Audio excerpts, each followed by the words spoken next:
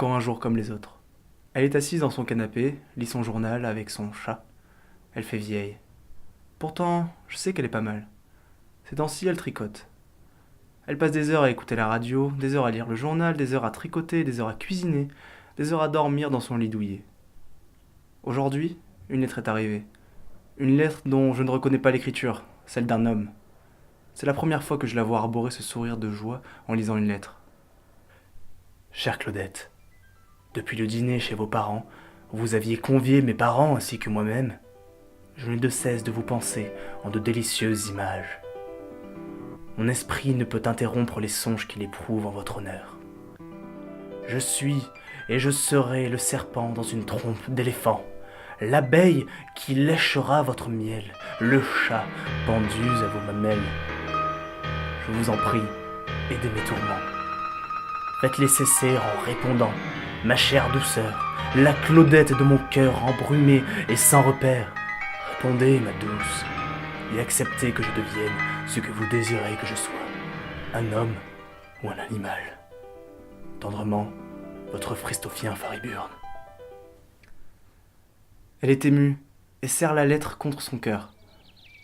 J'en reviens pas. Un homme dans la vie de Claudette. Elle ne cesse de relire la lettre et de l'embrasser. Elle regarde les magazines avec des femmes bien habillées. Elle chantonne parfois, se regarde plus souvent dans la glace. C'est Fristophien. J'en étais sûr. Elle lui a donné son adresse, et il s'est pas gêné pour débarquer ici, un bouquet de fleurs à la main. Elle le reçoit avec un thé, sur son canapé. Elle est timide, lui aussi. Ils discutent des nouveaux téléphones à fil, d'animaux, des fêtes de Noël qui approchent malgré la guerre qui s'annonce. Et puis il commence à venir régulièrement, jusqu'au jour où il reçoit cette lettre. Monsieur Fristophien Fariburne, l'armée française vous convie à un rendez-vous de la plus haute importance, auquel vous devrez impérativement vous rendre. Lundi 18 à 14h30, au bureau de la rue Monceau. Là, vous vous verrez attribuer l'équipement complet de notre armée pour votre départ le 1er du mois prochain. Vous servirez votre patrie et combattrez en l'honneur de la France.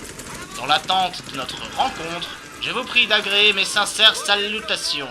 Colonel Moutard dans la chambre froide.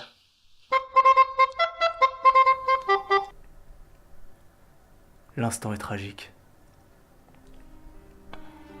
Le moment est venu pour lui de quitter son nouveau foyer, de dire au revoir ou adieu à sa dulcinée. Il regrette maintenant de ne pas l'avoir autant serrée dans ses bras, de n'avoir profité assez de son odeur et de la douceur de sa peau. Il pleure en s'avouant leur amour et en se promettant qu'elle l'attendra, et que s'il revient, ils créeront la famille dont il rêve, dans un doux foyer plein d'amour. Dorénavant, elle pleure tout le jour, et crée des cartes postales pour lui dire combien elle l'aime et pense à lui. Mon Fristophien, très souvent, je pense à vous. Vous me manquez beaucoup à moi, Claudette. PS, vous avez oublié votre billet de 10 francs en partant. Elle ne me lâche plus, ne cesse de m'enlacer. Je suis quelque peu content de pouvoir la réconforter, même si... Elle me mord parfois dessus.